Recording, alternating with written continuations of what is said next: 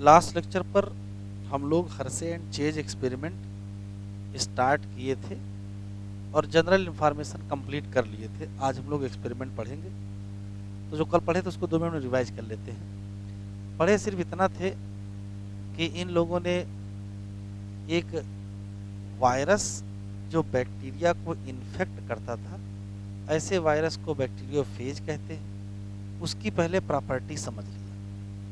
Bacteriophage ये जो virus होते हैं उनकी एक प्रॉपर्टी होती है, वो अपने जेनेटिक मटेरियल को बैक्टीरिया में इंट्रोड्यूस करा देते हैं। क्यों इंट्रोड्यूस कराते हैं?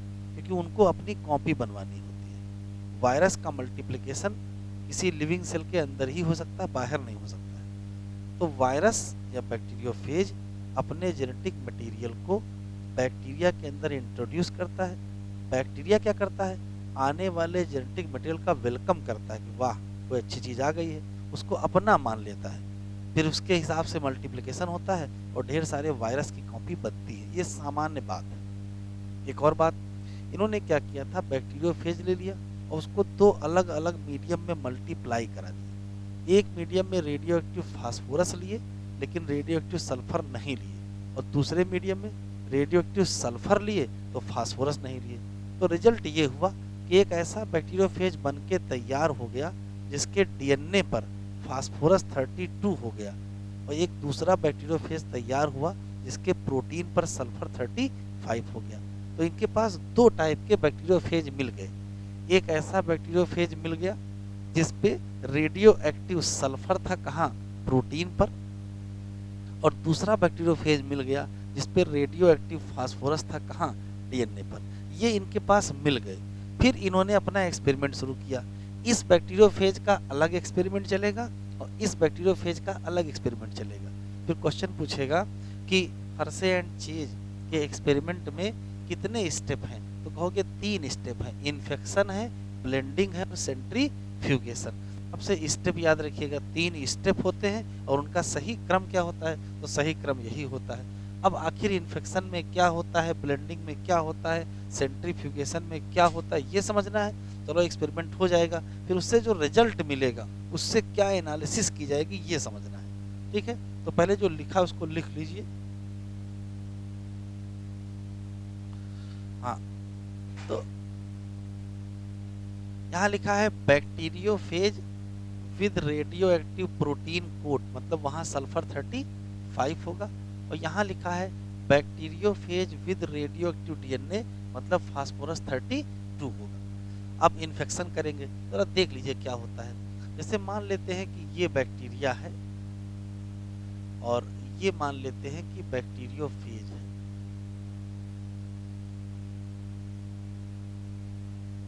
तो सिर्फ इतना होता है कि जब वायरस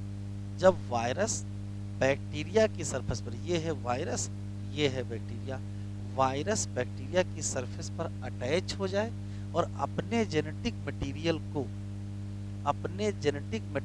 को बैक्टीरिया के अंदर पहुंचा दे, सिर्फ इसी घटना को इन्फेक्शन कहते हैं। तो वो प्रोसेस या वो टाइम जब वायरस से कहा जाए कि जाओ बैक्टीरिया के सरफेस पर अटैच हो जाओ और अपने जेनेटिक मटेरियल को उसके अंदर पहुंचा दो। जेनेटिक मटेरियल क्या है यही पता करना है कि वो बैक्टीरिया के अंदर क्या पहुंचाएगा। 2 ऑप्शन है, या तो प्रोटीन पहुंचाएगा और या तो डीएनए पहुंचाएगा, यही पता करना है। तो अभी पता चल जाएगा। बैक्टीरिया, इस वाले वायरस से भी कहा गया कि जाओ बैक्टीरिया के सरफेस पर अटैच हो जाओ, और इस वाले से भी कहा गया कि जाओ अटैच होगा। दोनों अलग अलग प्लेट में एक्सपेरिमेंट चल रहे हैं। तो क्या हुआ, अलाउ कर दिया गया वायरस मतलब बैक्टीरियोफेज को कि इन्फेक्ट करो किसको, ई कोलाई बैक्टीरिया। और इस दौरान क्या होता है, ई कोलाई बैक्टीरिया में ट्रांसफर हो जाएगा जेनेटिक मटेरियल, कहाँ से? बैक्टीरियोफेज से। तो allow virus to infect E coli bacteria by transferring genetic material to the bacteria. तो ये काम इधर भी हुआ, ये काम इधर भी हुआ। इन्फेक्शन होने का एक टाइम दे दिया गया कि एक निश्चित समय तक इन्फेक्शन अलाउ करेंगे। उसके बाद जैसे मान लेते हैं कि ये एक सिस्टम है, इसी सिस्टम में बैक्टीरिया भी पड़े हैं और इसी में वायरस भी पड़े हैं। ठीक है, एक दूसरे से अटैच है। तो इस सिस्टम को हिला दीजिए, इसको एजिटेट करना है। एजिटेट करने के लिए जो मशीन होती है उसको ब्लेंडर कहते हैं। तो मशीन का नाम ब्लेंडर है, तो प्रोसेस का नाम ब्लेंडिंग। ब्लेंडिंग वो मिश्रित करना, मिक्स करने वाला जो कॉन्सेप्ट है वो है। तो ब्लेंडर की मदद से क्या करते हैं, इतना ज़्यादा हिलाते हैं कि ये यहाँ से अलग हो जाते हैं, मतलब वायरस कोट अलग और बैक्टीरिया अलग हो जाए, तो ये सेपरेट हो जाए या अलग हो जाए, इसके लिए सिस्टम को हिलाना होता है। इस प्रोसेस का नाम ब्लेंडिंग। क्या लिखा है, वायरस के कोट, यही तो वायरस का कोट है, remove from surface of bacteria by agitating system. और सिस्टम को एजिटेट किससे करेंगे, ब्लेंडर की मदद से। तो प्रोसेस का नाम क्या रख दोगे, प्रोसेस का नाम ब्लेंडिंग रख दोगे। वही इधर भी लिखा है, वायरस कोट को रिमूव कर दिया कहाँ से, सरफेस ऑफ बैक्टीरिया। लेकिन अभी दोनों मिक्स हैं। अभी जो कंटेनर है उस कंटेनर में मान लेते हैं कि ये वायरस हैं और मान लेते हैं ये बैक्टीरिया है तो सब उसी में मिक्स अभी, भले ही अलग अलग हो गए हैं। तो बिल्कुल अगर अलग करना है तो क्या किया जाए, तो इस सिस्टम को तेजी से घुमा दिया जाए, इस टेस्ट ट्यूब को तेजी से घुमाया जाए। तो इतनी तेजी से जब घुमाओगे तो क्या होगा, जो भारी चीजें होंगी वो नीचे बैठ जाएंगे और जो हल्की चीजें होंगी ऊपर चले जाएंगे। घुमाने को क्या कहते हैं, सेंट्रीफ्यूगेशन कहते हैं। जब तेजी से घुमाएंगे तो होगा क्या कि इस टेस्ट ट्यूब में नीचे नीचे, इस टेस्ट ट्यूब में नीचे नीचे बैठ जाएंगी सेल और ऊपर फ्लूइड हमको मिलेगा। तो जो ऊपर फ्लूइड मिलेगा उसका नाम सुपरनाइट्रेंट होगा और जो नीचे सेल मिलेंगे उसको ग्रुप ऑफ सेल कहेंगे। तो सेंट्रीफ्यूगेशन के दौरान क्या करेंगे, तो कहोगे वायरस को पूरी तरीके से अलग कर देंगे, किससे, बैक्टीरिया से। किस प्रोसेस के दौरान, स्पिन, और स्पिन करने को सेंट्रीफ्यूगेशन कहते हैं। वही हाल इधर भी लिखा है, वायरस को सेपरेट कर दो कहाँ से, बैक्टीरिया से। किस प्रोसेस से, स्पिनिंग। कहाँ, सेंट्रीफ्यूज मशीन में। सेंट्रीफ्यूज मशीन में जो घटना होगी उसका नाम क्या होगा, सेंट्रीफ्यूगेशन होगा। तो फिर यहाँ भी वही हाल होगा, दो चीजें मिलेंगी, ऊपर क्या मिलेगा, सुपरनाइट्रेंट मिलेगा, नीचे क्या मिलेगा, ग्रुप ऑफ सेल। जो सुपरनाइट्रेंट ऊपर मिलेगा उसमें क्या पाए जाएंगे, वायरस के कोट पाए जाएंगे, और जो नीचे ग्रुप ऑफ सेल होगा उसमें क्या पाए जाएंगे, सेल ऑफ बैक्टीरिया। तो इधर भी है, सुपरनाइट्रेंट में क्या मिलेगा, वायरस का कोट, और नीचे क्या मिलेगा, सेल ऑफ बैक्टीरिया। तो कहने मतलब यहाँ तक कुछ विशेष कलाकारी नहीं है, तो एक्सपेरिमेंट है सिंपल। क्या किया, सबसे पहले वायरस जिसका नाम बैक्टीरियोफेज है उससे कहा कि आप बैक्टीरिया के सरफेस पर अटैच हो जाइए और आपको जो भी इन्फेक्शन की प्रोसेस करनी है उसको कर लीजिए। अलाउ किया गया, घटने का नाम क्या पड़ गया, इन्फेक्शन हो गया। मान लीजिए इन्फेक्शन के लिए 1 घंटे 2 घंटे का टाइम दे दिया गया। 2 घंटे बाद सिस्टम को हिला दिया गया। सिस्टम को हिलाने का पर्पज ये था कि जो वायरस जैसे ये अटैच हो गया है बैक्टीरिया के सरफेस से, ये क्या हो जाए, अलग हो जाए। केवल अलग हो गया है, लेकिन अभी दोनों बिल्कुल अलग नहीं हुए हैं, सरफेस से केवल अलग हुए हैं। सरफेस से अलग करने के लिए क्या करेंगे, ब्लेंडिंग करेंगे। फिर सिस्टम को बहुत तेजी से घुमाएंगे। अगर बहुत तेजी से घुमाएंगे तो भारी नीचे हो जाएगा, हल्का ऊपर हो जाएगा। तो क्या होगा, थोड़ी देर बाद देखेंगे कि ऊपर की तरफ मिलेगा सुपरनाइट्रेंट और नीचे की तरफ मिलेगा ग्रुप ऑफ सेल। सुपरनाइट्रेंट में सारे क्या चले जाएंगे, वायरस, और ग्रुप ऑफ सेल में सारे क्या चले जाएंगे, बैक्टीरिया। वही हाल उधर भी हो जाएगा। यहाँ तक कुछ विशेष बात रही है।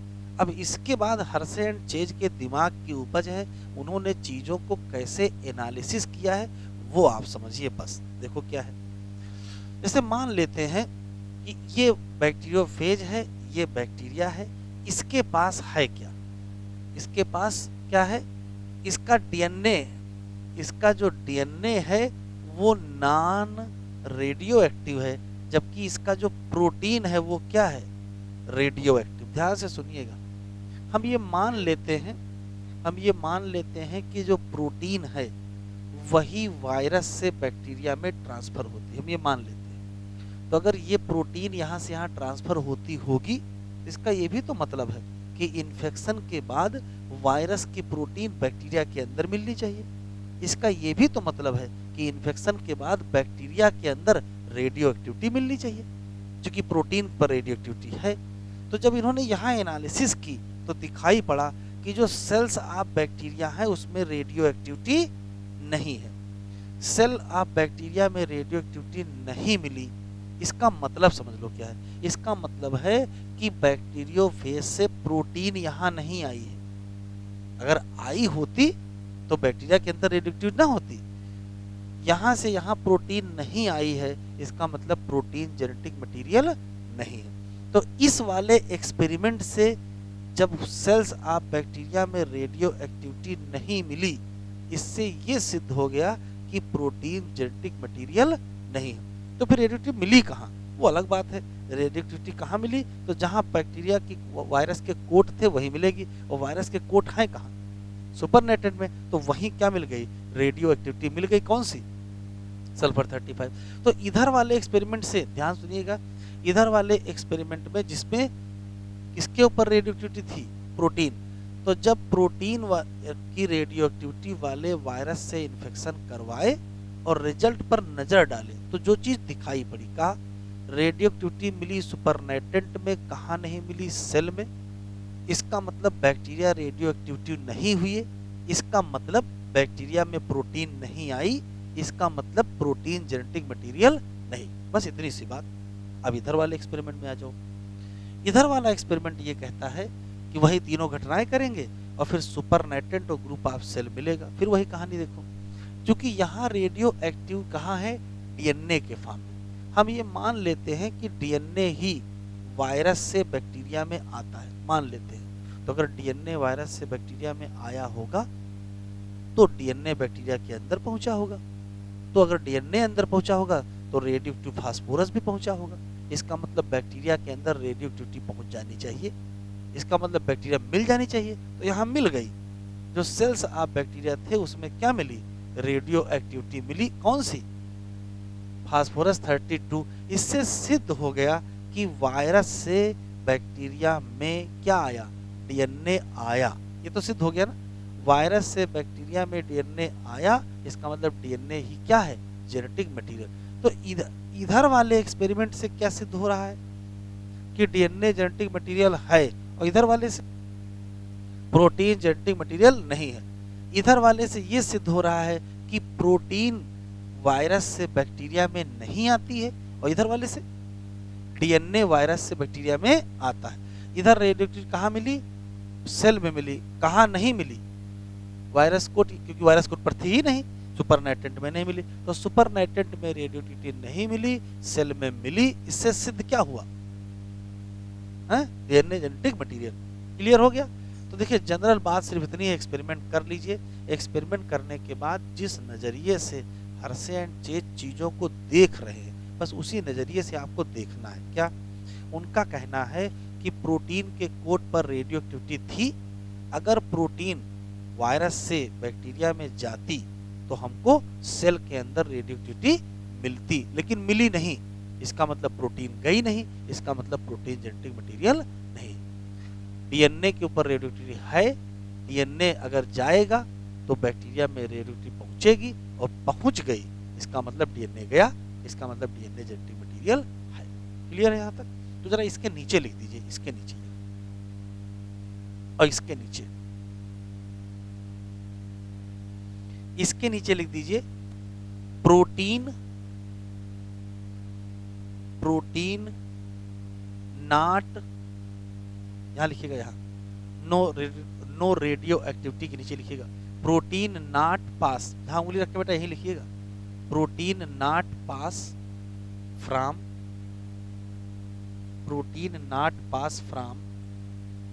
Virus to bacteria, protein not pass from virus to bacteria. ये नो रेडियो एक्टिविटी क्या सिद्ध करता है कि प्रोटीन पास नहीं हुई। अच्छा यहां जाओ, यहां लिखो, यहां जो विद रेडियो एक्टिविटी लिखा है इसके नीचे लिखिए डीएनए पास फ्रॉम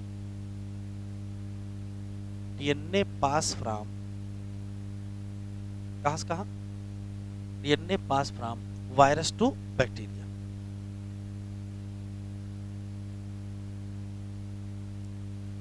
बताओ बैक्टीरिया का इन्फेक्शन, इधर देखो, बैक्टीरिया का इन्फेक्शन दो प्रकार के वायरस से कराया गया। एक वायरस जिसमें रेडियो एक्टिव प्रोटीन थी, एक वायरस जिसमें रेडियो एक्टिव डीएनए था।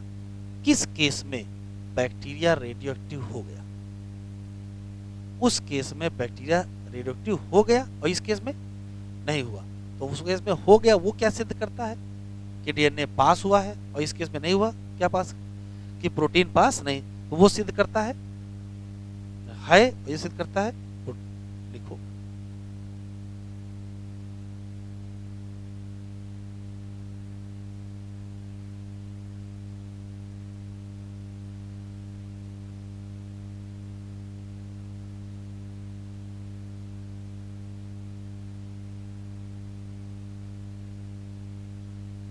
Virus with radio active protein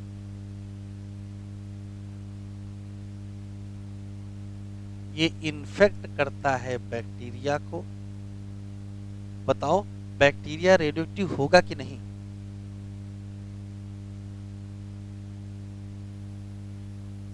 bacteria not become क्या? Radio active. इससे क्या सिद्ध होता है? इससे सिद्ध होता है प्रोटीन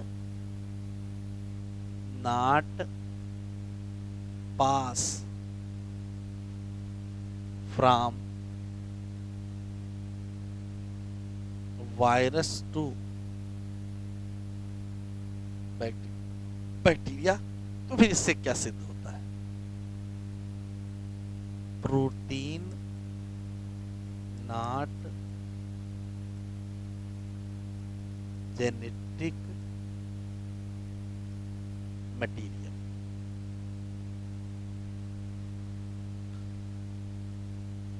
अच्छा, virus with radio active DNA.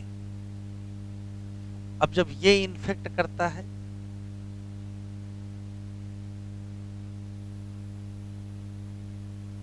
Bacteria को, तो क्या होता है बेटा? तो बैक्टीरिया रेडियोएक्टिव हो जाता है ना।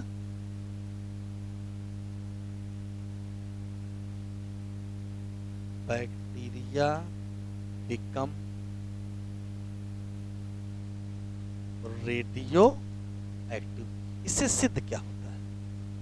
इससे सिद्ध होता है कि डीएनए पास हुआ है फ्रॉम वायरस टू बैक्टीरिया। इससे सिद्ध होता है कि डीएनए इज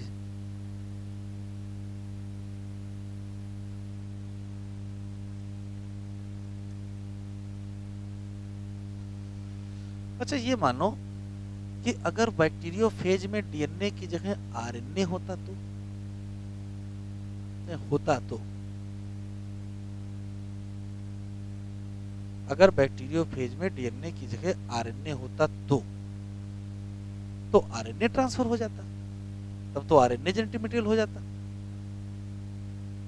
नहीं हो जाता? आप सोचो, तो इसका मतलब ये सिद्ध फिर नहीं है कि वास्तव में डीएनए जेनेटिक मटेरियल है। वो तो भाई जो था वो ट्रांसफर हुआ। भाई वहां दो ऑप्शन थे, प्रोटीन था, डीएनए था। तो भाई प्रोटीन नहीं आया, डीएनए आया, डीएनए को मान लेते हैं। हम कह रहे हैं डीएनए की जगह आरएनए होता तो आरएनए ट्रांसफर हो जाता, तो आज हम लोग पढ़ रहे होते आरएनए जेनेटिक मटेरियल है। अब ध्यान से सुनो, फिर ये समस्या सॉल्व नहीं हुई। ये मान लिया गया कि इस एक्सपेरिमेंट से कि बैक्टीरिया में आता क्या है, इस आधार पर मान लिया गया कि डीएनए जेनेटिक मटेरियल है। लेकिन बाद के वैज्ञानिकों ने बहुत सारे और क्वेश्चन उठा दिए कि भाई मान लेते वायरस वो आरएनए कंटेनिंग वायरस होता, तब क्या होता? तब तो आरएनए जेनेटिक मटेरियल हो जाता। तो कहा गया ऐसा करते हैं, फिर कंफर्म कर लेते हैं कि डीएनए जेनेटिक मटेरियल है कि आरएनए जेनेटिक मटेरियल है। इसके फिर बहुत सारे और कॉन्सेप्ट दिए गए। तो किसी भी मॉलिक्यूल को जेनेटिक मटेरियल मानने के लिए 4 शर्तें लगा दी गई। ये नहीं है कि हाँ इनके एक्सपेरिमेंट में जो इधर चला आएगा वो डीएनए हो जाएगा या वो जेनेटिक मटेरियल हो जाएगा। वो अलग बात है कि हाँ इससे प्रूफ हो गया। कहा गया 4 शर्तें हैं, अगर वो 4 शर्तें कोई पूरा करेगा, भले ही वो हर्शे चेज एक्सपेरिमेंट में हो और चाहे ना हो, उसको हम डीएनए मानेंगे या जेनेटिक मटेरियल मानेंगे, है ना। तो वो 4 शर्तें, तो डीएनए वर्सेज आरएनए में उन 4 शर्तों की बात की गई है कि जेनेटिक मटेरियल होता वास्तव क्या है। क्वेश्चन पूछा जाए जेनेटिक मटेरियल क्या है, तो तुम आंसर ये दे दो कि ऐसा कोई भी मटेरियल जो हर्शे चेज एक्सपेरिमेंट में वायरस से बैक्टीरिया में चला है वो जेनेटिक मटेरियल? सोचने वाली बात है? ये तो हो नहीं सकता है। तो कौन होगा जेनेटिक मटेरियल? तो जेनेटिक मटेरियल वो बायोमॉलिक्यूल होगा जो 4 शर्तों का क्या करेगा? पालन करेगा। ठीक है, यहाँ तक क्लियर हो गया है? तो इनके एक्सपेरिमेंट से सिद्ध जरूर हो गया कि डीएनए जेनेटिक मटेरियल है, लेकिन असली में सिद्ध नहीं हुआ है। फिर असली में बाद के वैज्ञानिकों ने कहा कि इनका एक्सपेरिमेंट छोड़ो, असली बात करते हैं। वो जो 4 प्रॉपर्टी जिसमें होंगी उसको हम जेनेटिक मटेरियल मानेंगे, और जिसमें नहीं होगी उसको नहीं मानेंगे। ठीक है, क्लियर यहाँ तक? अब चलो एनसीईआरटी खोल कितना पढ़ लेते हैं।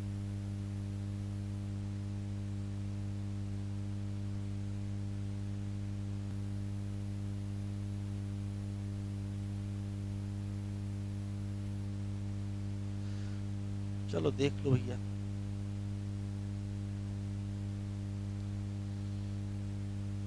ये लाइन तो रट लो, unequivocal proof that DNA ही जेनेटिक मटेरियल है। ये कहां से आया? Alfred Hershey and Martha Chase 1952। इन्होंने काम किया किसके साथ? वायरस के साथ, जो इन्फेक्ट करता था बैक्टीरिया, तो उसका नाम बैक्टीरियोफेज। ये प्रॉपर्टीज यहाँ लिखी। कोई भी बैक्टीरियोफेज करता क्या है? अटैच हो जाता है बैक्टीरिया के सरफेस से, और उसका जो भी जेनेटिक मटेरियल होता है उसको इंटर करा देता है किसमें? Bacterial cell. अच्छा, बैक्टीरिया की सेल क्या करती है? वो वायरस के जेनेटिक मटेरियल को अपना मान लेती है, और अगर अपना मान लेगी उसको तोड़ेगी नहीं, तो फिर मैन्युफैक्चर करेंगे क्या? More virus particle. Hershey and Chase ने डिस्कवर किया कि वेदर क्या है, प्रोटीन है कि डीएनए है जो ट्रांसफर होता है वायरस से किसमें? बैक्टीरिया। ये इतना पता किया। ये थोड़े पता किया कि डीएनए जेनेटिक मटेरियल है, वो तो ये पता कर लिए है कि वहां से यहाँ आया क्या है, बस। हाँ, वो तो बेचारा तभी तो गुस्सा है, अभी अगले कंपटीशन में आया है, अभी देखना। इन्होंने ग्रो करा दिया क्या? वायरस को। किस मीडियम में? जिसमें रेडियो एक्टिव फास्फोरस था, और एक दूसरा मीडियम लिए जिसमें क्या था? रेडियो एक्टिव सल्फर था। ये लाइन टिक कर लो, इंपॉर्टेंट है। वो वायरस जो किसमें ग्रो कर गए? Radio active phosphorus. उसमें क्या हो गया? Radio DNA. लेकिन क्या नहीं हुआ? Radio active protein. क्यों? तो जहां क्यों लिखा है वहां तो एक्सेप्शन रीजन बनेगा ही। क्यों? तो कहोगे डीएनए में फास्फोरस होता है लेकिन प्रोटीन में फास्फोरस नहीं होता है। अच्छा, इसी तरीके से वायरस ग्रो करता है कहाँ? रेडियोएक्टिव सल्फर में। उसमें क्या मिलेगा? रेडियोएक्टिव प्रोटीन तो मिलेगी, लेकिन क्या नहीं मिलेगा? फिर वही बात बिकाज, तो फिर एक्सेप्शन रीजन। क्यों? डीएनए में क्या नहीं है? सल्फर नहीं। अभी एक्सपेरिमेंट शुरू ही नहीं हुआ, एक्सपेरिमेंट तो यहाँ है। ये 3 लाइन में एक्सपेरिमेंट लिखा है, और ये 4 लाइन में रिजल्ट लिखा हुआ है। इन्होंने रेडियो एक्टिव फेज मतलब वायरस को अलाउ कर दिया कि क्या कर जाओ? अटैच कर जाओ। किससे? E coli. और इन्फेक्शन कर दो। इन्फेक्शन का मतलब जो कुछ भेजना है भेज दो। उसके बाद वायरस के कोट को रिमूव करो। कहां से? बैक्टीरिया के सरफेस से। कैसे? एजिटेट कर दो सिस्टम। किसकी मदद से? ब्लेंडर। ब्लेंडर की मदद से करोगे तो ब्लेंडिंग कह देंगे। फिर वायरस के पार्टिकल को सेपरेट, याद रखिएगा एग्जाम में, एक शब्द है सेपरेट और एक शब्द है रिमूव। कंफ्यूजन हो जाएगा कि ब्लेंडिंग में क्या होता है और सेंट्रीफ्यूगेशन में क्या होता है। तो ब्लेंडिंग में क्या होता है? रिमूव होता है, और सेंट्रीफ्यूगेशन में सेपरेट होता है। ठीक है, सेपरेट कर दो बैक्टीरिया से। कैसे? स्पिन करो। किस प्रोसेस? मशीन में, सेंट्रीफ्यूज मशीन में, प्रोसेस का नाम।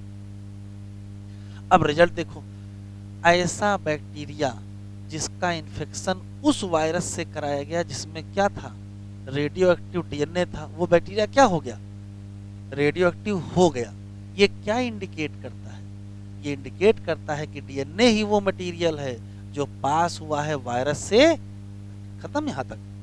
फिर bacteria that infect with virus that had radio active protein. अब जिसमें प्रोटीन है वो रेडियो एक्टिव नहीं हुआ।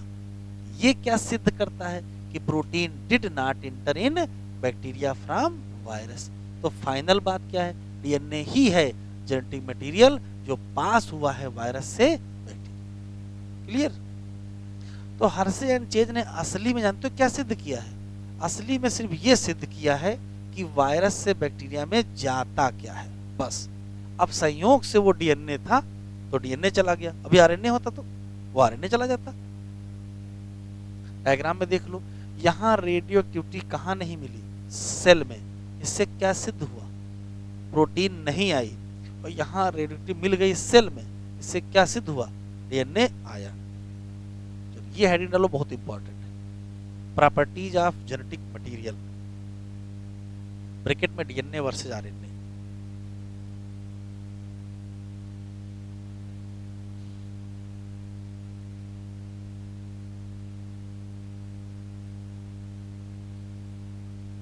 ये जो search for genetic material heading है, जिसमें ये दूसरी हेडिंग है, उस हेडिंग के अंदर हेडिंग है ना, तो इस कंप्लीट हेडिंग से एग्जाम में कोई ना कोई एक सवाल आएगा जरूर। दो तीन बातें पहले सुन लेते हैं जनरल। ये तो मान लिया गया हर्शे एंड चेज एक्सपेरिमेंट से कि डीएनए ही क्या है, जेनेटिक मटेरियल है। लेकिन जब आरएनए को इसकी सूचना मिली तो उसने कहा ऐसा नहीं है, हम भी जेनेटिक मटेरियल है। ऑब्जेक्शन उसने कर दिया, ठीक है। तो बगल में प्रोटीन करे हम भी जेनेटिक मटेरियल है, तो कहा तुम तो बिल्कुल जेनेटिक मटेरियल नहीं हो, अभी हर्शे एंड चेज समझाएं, तुमको समझ में आ नहीं रहा है। कहा नहीं समझ में आ रहा है। तो ध्यान से सुनिएगा, तीन प्रकार के मॉलिक्यूल हैं, डीएनए है, आरएनए है और प्रोटीन, जिसमें कंपटीशन है कि हम जेनेटिक मटेरियल हैं। तो वैज्ञानिकों ने कहा देखो चार शर्तें हैं, जो इन चार शर्तों को पूरा कर लेगा उसको हम जेनेटिक मटेरियल मान लेंगे। अब तुम लोग तय कर लो अपने हिसाब से। तो चार शर्तें देखो कौन सी हैं। तो चार शर्तें यहाँ लिखी, बहुत इंपॉर्टेंट है। सबसे पहली शर्त लिखी है कि उसके अंदर ये योग्यता होनी चाहिए कि वो जनरेट कर सके अपना रेप्लिका, मतलब अपनी कॉपी बना सके, ठीक है। दूसरी शर्त रखी गई कि उसके अंदर स्टेबिलिटी हो, केमिकल वाइज भी, स्ट्रक्चर वाइज भी।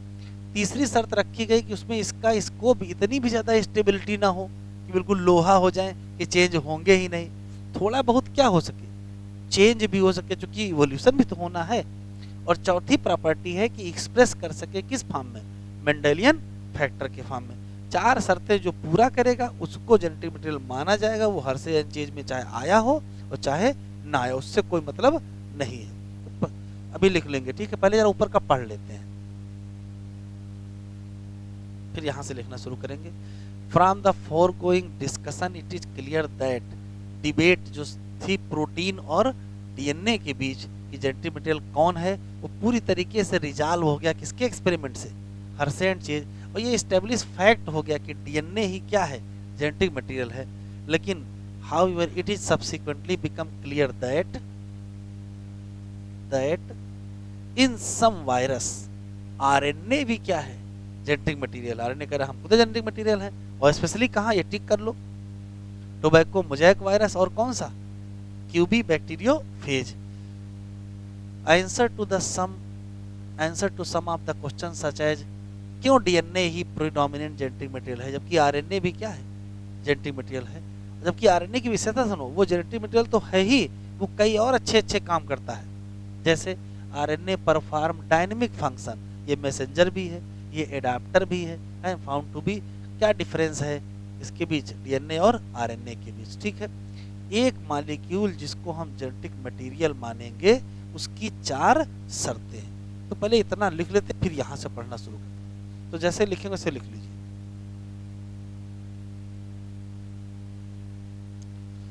तो हेडिंग डालिए प्रॉपर्टीज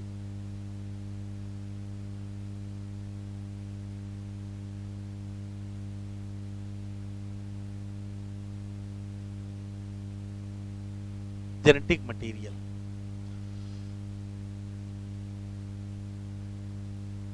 फोर कंडीशंस हैं, फोर कंडीशंस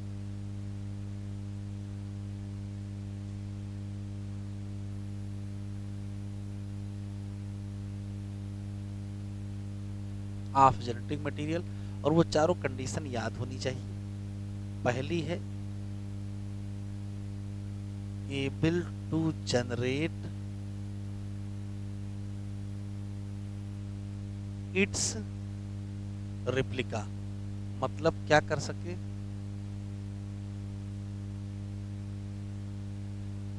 रेप्लिकेशन। दूसरी शर्त है स्टेबल होना चाहिए।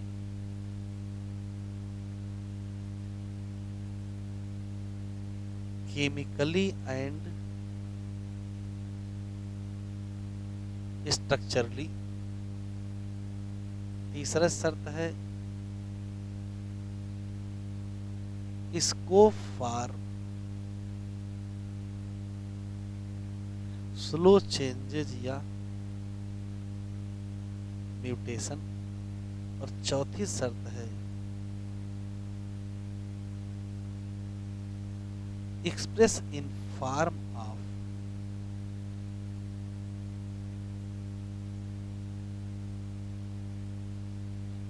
मेंडेलियन। यदि ये चार शर्तें कोई पूरी करेगा तो उसको हम लोग मान लेंगे जेनेटिक मटेरियल, और नहीं पूरी करेगा तो नहीं मानेंगे। अभी तो बाद में पता चलेगा।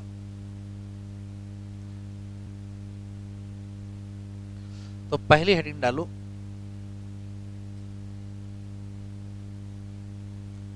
Ability of replication.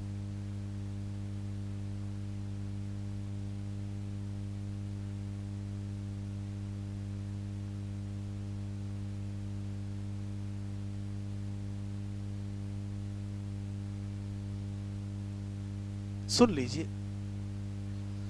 तीन लोग हैं, प्रोटीन है, आरएनए है और डीएनए।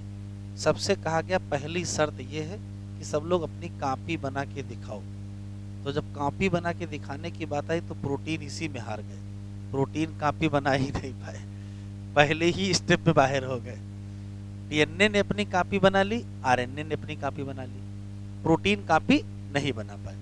तो सवाल यहाँ ये है कि प्रोटीन कॉपी नहीं बना पाए, इसका मतलब प्रोटीन जेनेटिक मटेरियल नहीं है। पहले ही शर्त खत्म हो गई। वो तो हर चीज बताए थे इनको कि मान जाओ, लेकिन मान नहीं रहे थे। डीएनए ने बना लिया कॉपी, आरएनए ने कॉपी बना लिया। तो सवाल ये है कि प्रोटीन अपनी कॉपी क्यों नहीं बना पाए और डीएनए आरएनए क्यों बना लेंगे, ये तो पता होना चाहिए ना। तो ध्यान सुनिएगा, डीएनए और आरएनए में पाए जाते हैं बेसेज और उनके बीच होती है कॉम्प्लीमेंटरिटी का लॉ कि अगर एडेनिन है तो ग्वानिन आ जाएगा, सॉरी एडेनिन है तो थायमिन सामने आ जाएगा, और साइटोसिन है तो ग्वानिन आ जाएगा। तो यहाँ एक बेस के रेस्पेक्ट में दूसरा बेस कॉम्प्लीमेंट्री वाला कॉन्सेप्ट है, जबकि प्रोटीन में अमीनो एसिड होते हैं और अमीनो एसिड के बीच कोई कॉम्प्लीमेंट्रिटी होती नहीं है कि अगर टायरोसिन लगा है तो उसका फिनाइलिन लगा देना, या ग्लाइसिन लगा देना, या ग्लूटामिक एसिड लगा देना, या वेलिन लगा देना। तो प्रोटीन में अमीनो एसिड्स के बीच कोई कॉम्प्लीमेंटरिटी नहीं है, इसी नाते वहां कॉपी नहीं बनी।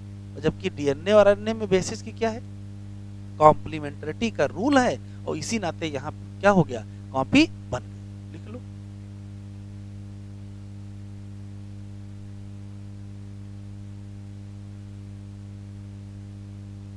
प्रोटीन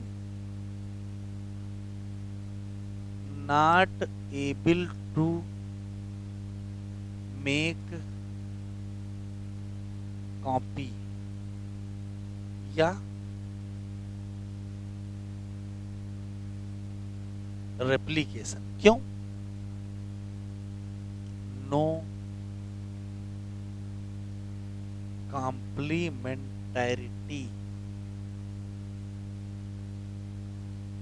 बिटवीन अमीनो एसिड के बीच कॉम्प्लीमेंटरिटी थी नहीं, इसी नाते वो कॉपी नहीं बना पाए। लेकिन डीएनए और आरएनए क्या किए, एबल टू मेक कॉपी या रेप्लिकेशन। क्यों?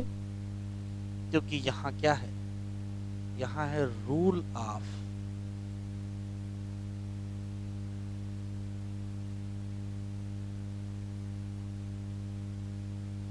Complementarity between bases present in DNA और क्लियर? ये तो पहली शर्त है। कौन सी वाली शर्त? Ability to replication. तो इस एबिलिटी ऑफ रेप्लिकेशन का जब रिजल्ट आया दौड़ का, तो पता चला कि प्रोटीन नॉट जेनेटिक मटेरियल,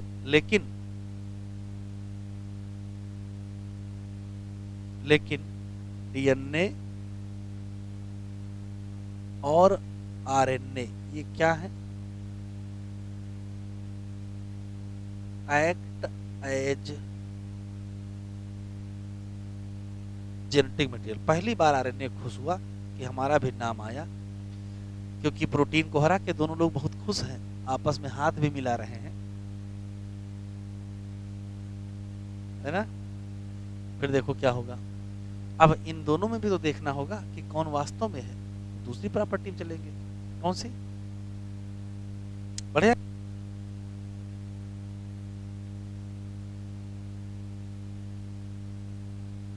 तो दूसरी प्रॉपर्टी है स्टेबिलिटी।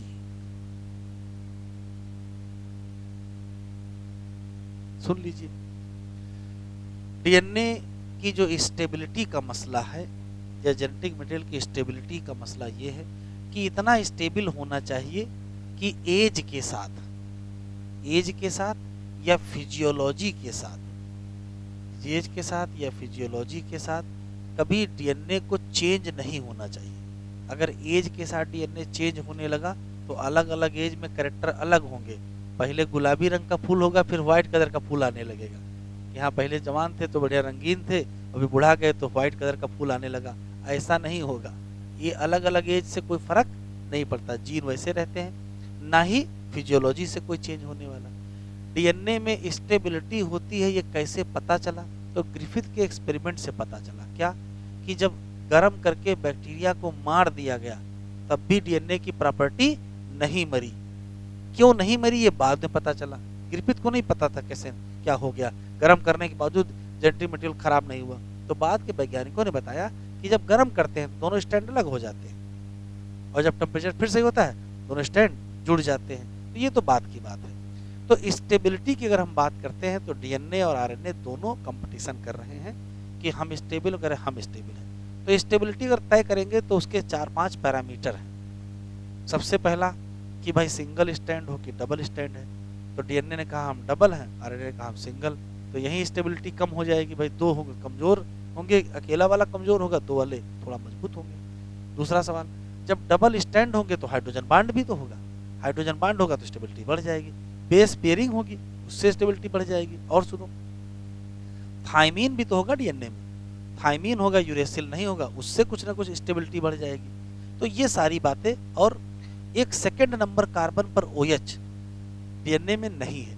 तो डीएनए की स्टेबिलिटी ज्यादा है किससे? आरएनए से। उसके 5 कारण हैं। डीएनए के पास 5 विशेष बातें हैं। एक तो डबल स्टैंडर्ड है, बेस पेयरिंग है, हाइड्रोजन बॉन्डिंग है, थायमीन है, और सेकंड नंबर कार्बन पर OH नहीं है। अब आरएनए की स्टेबिलिटी कम है। आरएनए की स्टेबिलिटी कम में क्या है? तो कहोगे 5 कारण, वही सिंगल स्टैंडर्ड है, बेस पेयरिंग नहीं है, हाइड्रोजन बॉन्ड नहीं है, सेकंड नंबर कार्बन पर रिएक्टिव OH है, और थायमीन की जगह यूरेसिल है, वो रिएक्टिव होता है।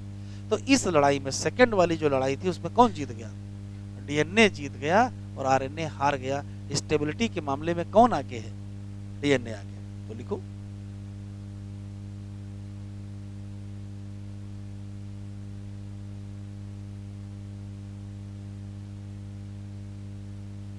DNA more stable than RNA।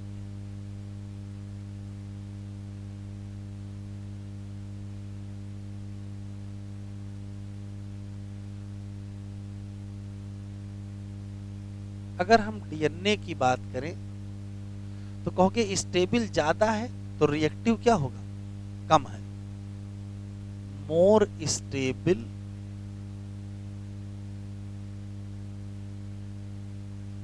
But less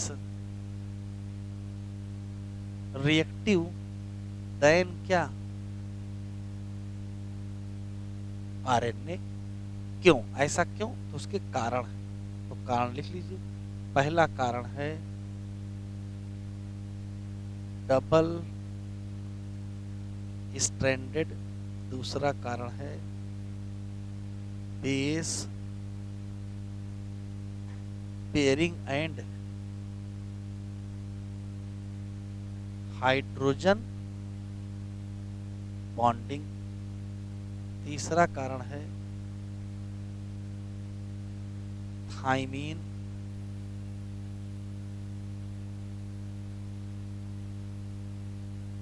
in place of uracil, और चौथा कारण है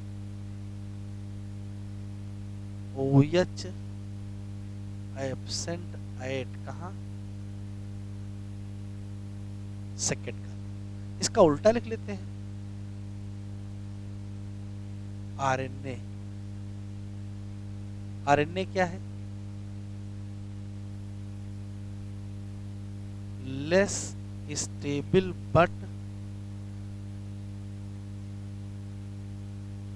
मोर रिएक्टिव किससे, देन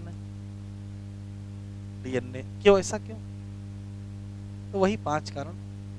पहला सिंगल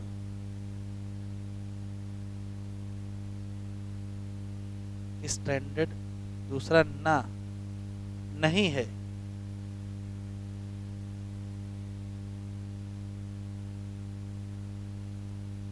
और नहीं है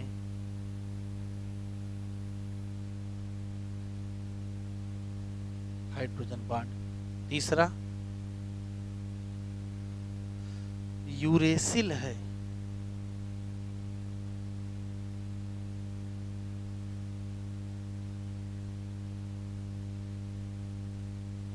और चौथा OH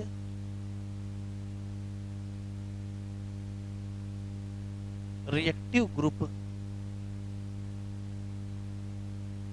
प्रेजेंट एट कहाँ, सेकेंड का।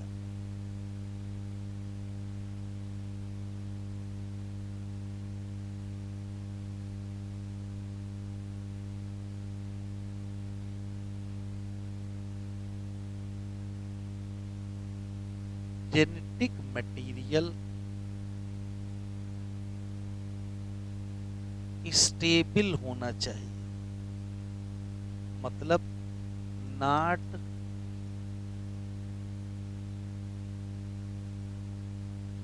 चेंज विद एज या फिजियोलॉजी। ग्रिफिथ एक्सपेरिमेंट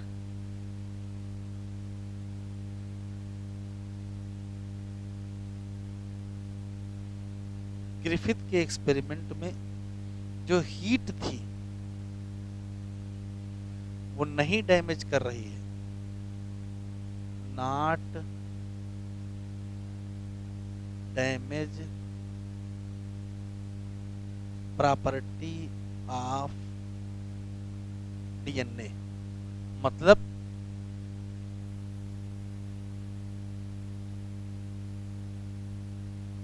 स्टेबिलिटी थी। क्यों, तो हीट बताया है कि बोथ स्ट्रैंड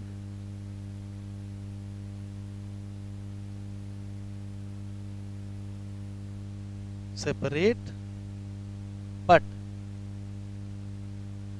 यूनाइट हो जाएंगे on optimum temperature.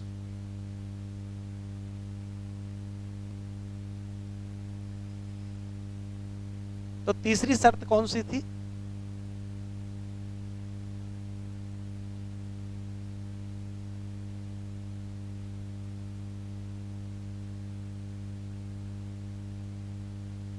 Ability of mutation. देखो म्यूटेशन में सिर्फ इतनी बात है कि डीएनए देखो स्टेबल ज्यादा है, रिएक्टिव कम है, इसी नाते डीएनए का जो म्यूटेशन होगा वो बहुत स्लो रेट से होगा। आरएनए स्टेबल कम है, रिएक्टिव ज़्यादा है तो म्यूटेशन का जो रेट होगा वो क्या होगा, फास्ट होगा। देख लीजिए,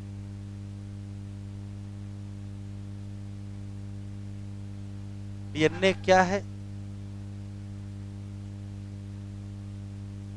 मोर स्टेबल,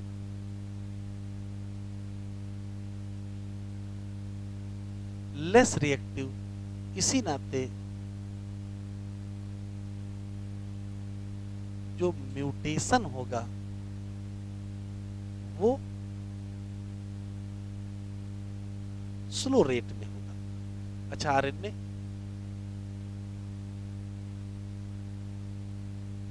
आरएनए की खास बात है लेस स्टेबल और मोर रिएक्टिव। तो बताओ म्यूटेशन का हाल क्या होगा, म्यूटेशन एट फास्ट रेट। ठीक, अब इसका एग्जाम्पल दिया है, एग्जाम्पल सुन लो, एग्जाम्पल कहाँ का है। ऐसे कितने भी वायरस जिसमें आरएनए जेनेटिक मटेरियल होता है वो ज़्यादा खतरनाक होता है, जैसे कोरोना वायरस, कोरोना भी आरएनए वाला था। तो आरएनए वाले जो वायरस होते हैं उनकी लाइफ स्पान छोटी होती है, लेकिन वो बहुत तेजी से म्यूटेट करते हैं और बहुत जल्दी चेंज होकर नया बना लेंगे। तो म्यूटेशन करना और नया करके इवोल्यूशन करना, ये किसमें क्वालिटी ज़्यादा होगी, आरएनए वाले। तो जैसे मान लीजिए आपने कोई वायरस है, उसका इलाज आपने ढूंढा, तब तक वो वायरस ही बदल गया अपने आप में। वायरस बदल जाएगा तो प्रॉपर्टी बदल जाएंगे। तो आरएनए वाले वायरस ज़्यादा खतरनाक, जैसे कोरोना वायरस था। ठीक है, तो लिख लीजिए एग्जाम्पल में, virus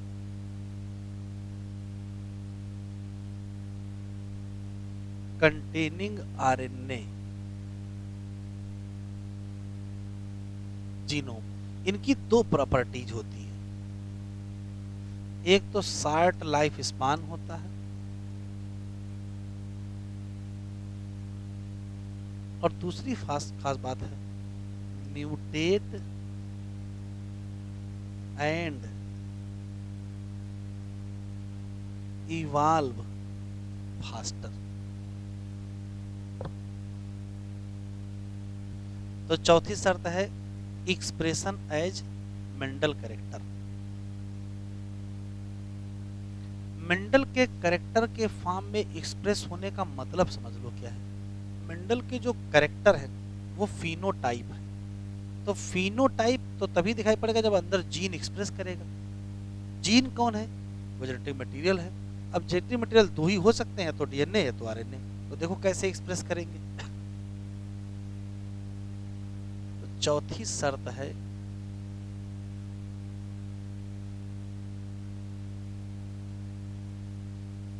expression as Mendelian character. तो देखो होता क्या है कि जो आरएनए है वो डायरेक्ट एक्सप्रेस करेगा, आरएनए सीधे एक्सप्रेस करेगा और प्रोटीन बनाएगा। और प्रोटीन से फिर क्या होगा, प्रोटीन से कोई ना कोई फंक्शन होगा, एंजाइम होगा, कुछ भी होगा, उससे फाइनली आपको फिनोटाइप दिखाई पड़ेगा। तो आरएनए डायरेक्ट एक्सप्रेस करेगा, क्या बनाएगा, प्रोटीन बनाएगा। और उस जो प्रोटीन बनेगी उसी का रिजल्ट होगा कि कोई ना कोई फिनोटाइप आपको दिखाई पड़ जाएगा। लेकिन अगर हम डीएनए की बात करें तो यहां फंस गया DNA. DNA direct protein synthesis नहीं कर सकता है, नॉट डायरेक्ट एक्सप्रेस। ये डायरेक्ट एक्सप्रेस नहीं करेगा तो क्या करेगा, but depend on RNA for protein synthesis. कैसे, तो आपको पता ही है कि भाई पहले डीएनए से क्या बनेगा, आरएनए बनेगा, और आरएनए से क्या बनेगा, प्रोटीन बनेगी, और तब उसका फिनोटाइप दिखाई पड़ेगा। तो यहां डीएनए फंस गया। इस कैरेक्टर में एक्सप्रेशन किसका बेहतर है? आरएनए का बेहतर है, वो सीधे कर लेगा, जबकि डीएनए आरएनए पर डिपेंडेंट होगा। ठीक, एक स्पेशल बात याद रखना है कि जो प्रोटीन सिंथेसिस मैकेनिज्म है वो इवाल्व हुई है अराउंड क्या? आरएनए। तो फिर फाइनली समझ में क्या आया? है? तो फाइनली ये समझ में आया है कि डीएनए और आरएनए दोनों जेनेटिक मटेरियल है। ठीक है, तो डीएनए और आरएनए दोनों जेनेटिक मटेरियल है। डीएनए मोस्ट ऑफ ऑर्गेनिज्म में जेनेटिक मटेरियल है, आरएनए कुछ में जेनेटिक मटेरियल है, जैसे टोबैको मोज़ेक वायरस है, क्यूबी बैक्टीरियोफेज है, कोरोना वायरस है, इन सब में है और बहुत सारे हैं। आरएनए की खास बात यह है कि वो कई और काम कर सकता है, वो एडाप्टर भी है, वो मैसेंजर भी है, वो कैटालिटिक भी है, वो स्ट्रक्चरल भी है, वो सब काम कर सकता है। फिर भी प्री डोमिनेंट अगर जेनेटिक मटेरियल माना जाएगा तो डीएनए को माना गया। क्यों? वो ज्यादातर ऑर्गेनिज्म में है। डीएनए और आरएनए में दोनों को खोज किया गया है, कहा गया डीएनए बेटर जेनेटिक मटेरियल है, डीएनए बेटर जेनेटिक मटेरियल है, ये प्रीफर्ड जेनेटिक मटेरियल है। कब? जब हमको जेनेटिक इंफॉर्मेशन को स्टोर करना हो, क्योंकि स्टेबिलिटी इसकी ज़्यादा है, तो स्टोरेज अगर करना है तो डीएनए बेहतर है। लेकिन अगर जेनेटिक इंफॉर्मेशन को ट्रांसमिट करना है आगे तो आरएनए बेहतर है। तो कभी डीएनए बेहतर है तो कभी आरएनए। लिख लें।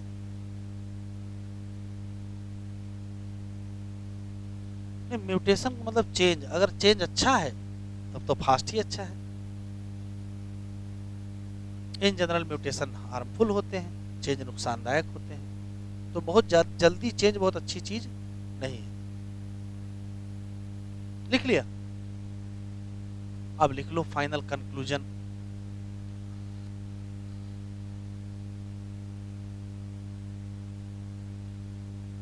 तो कंक्लूजन क्या निकला कि DNA and RNA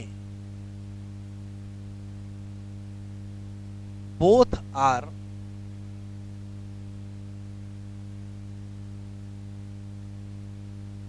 genetic material। पहला सवाल। दूसरा,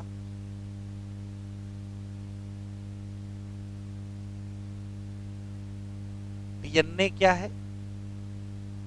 तो कहोगे predominant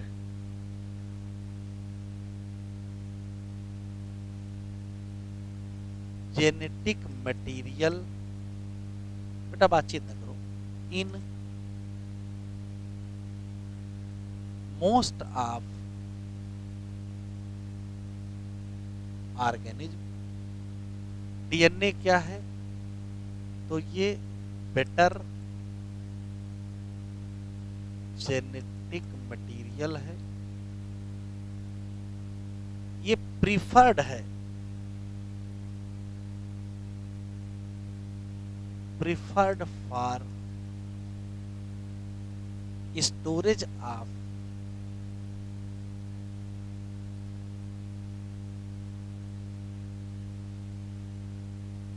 genetic information.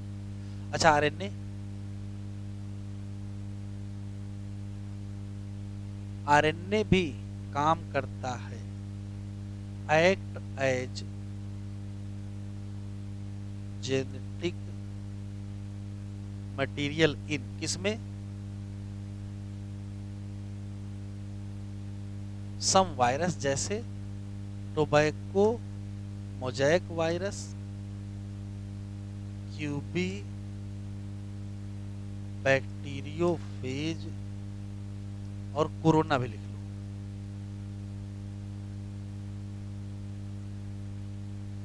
Corona virus. ठीक। आरएनए की खास बात है कि ये डायनेमिक फंक्शन करता है,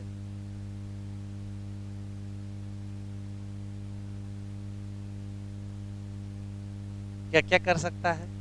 तो ये मैसेंजर भी है, ये एडाप्टर भी है, ये स्ट्रक्चरल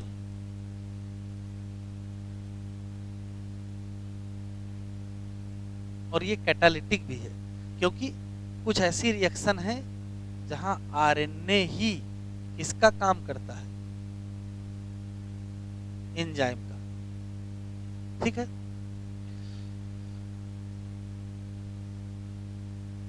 ये बेटर है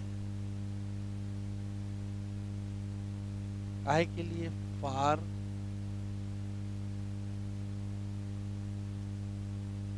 ट्रांसमिशन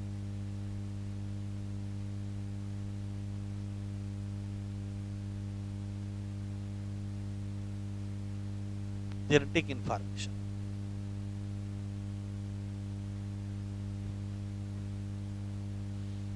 तो हेडिंग डालें आरएनए वर्ल्ड, आरएनए की दुनिया। तो आरएनए की दुनिया में 3-4 क्वेश्चन है। पहला सवाल कि कौन सा जेनेटिक मटेरियल सबसे पहले बना, तो कहोगे RNA is the first form genetic material.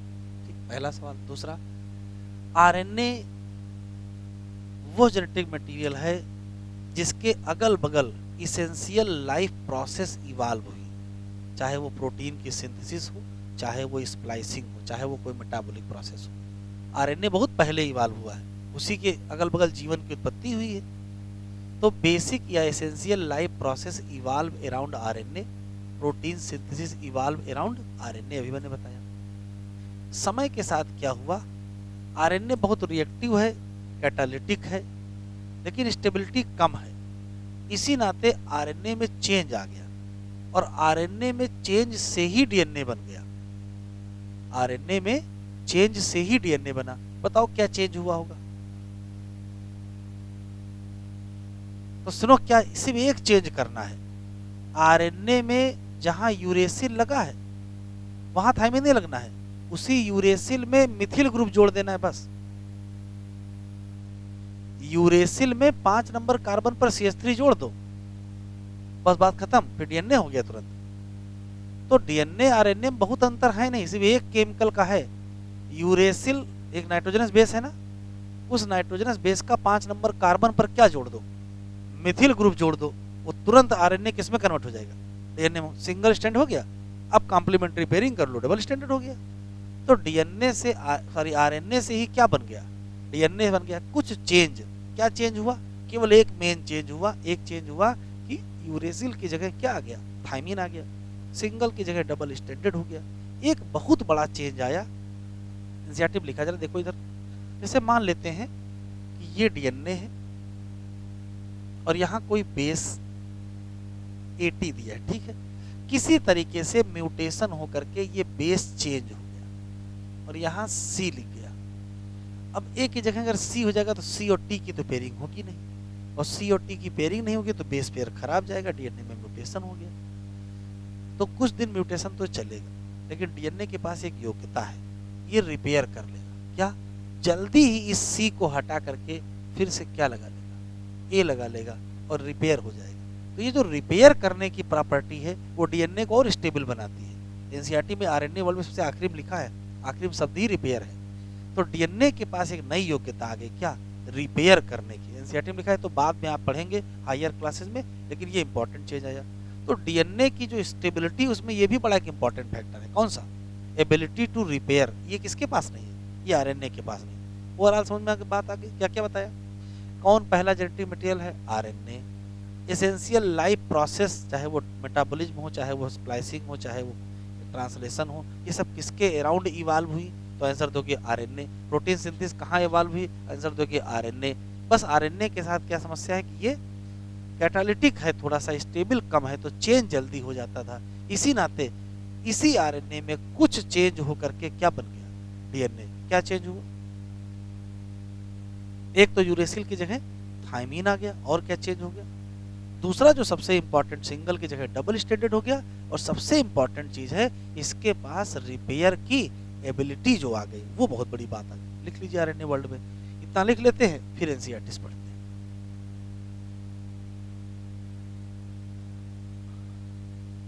तो आरएनए वर्ल्ड, आरएनए की दुनिया, दुनिया सिर्फ डीएनए की ही है, केवल कंफ्यूज कर रहे हैं आरएनए को।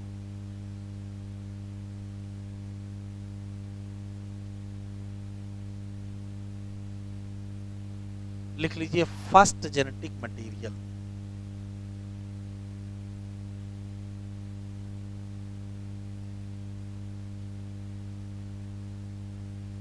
इवाल्व।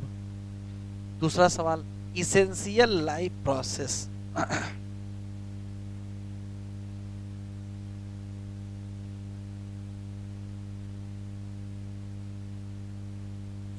इवॉल्व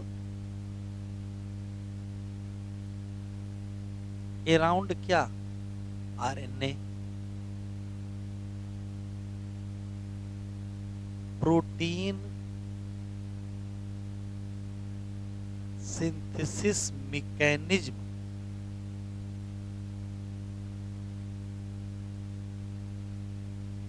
इवॉल्व अराउंड क्या, फिर वही आरएनए।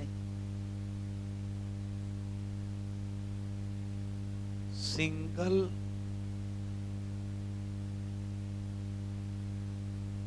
स्ट्रैंडेड है, थोड़ा सा अनस्टेबल है, और क्या है, रिएक्टिव है। ये इसके सम्मान में सारी बातें बताई गई। आरएनए भी खुश, फिर वही कहा DNA.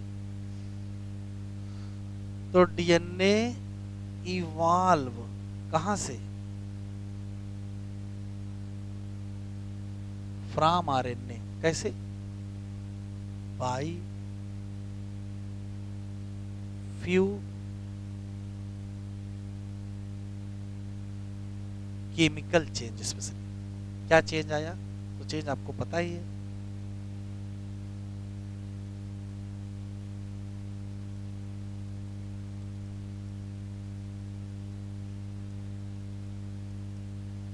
Thymine in place of,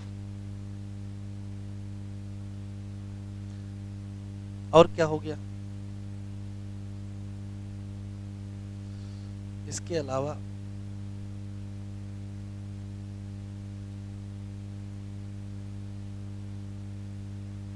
double stranded, जिससे और ज्यादा क्या आ गई, सबसे इंपॉर्टेंट है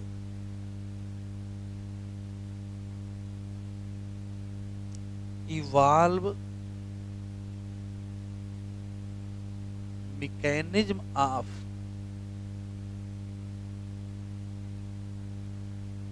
रिपेयर। रिपेयर करने की क्षमता आ गई तो और स्टेबिलिटी आ गई।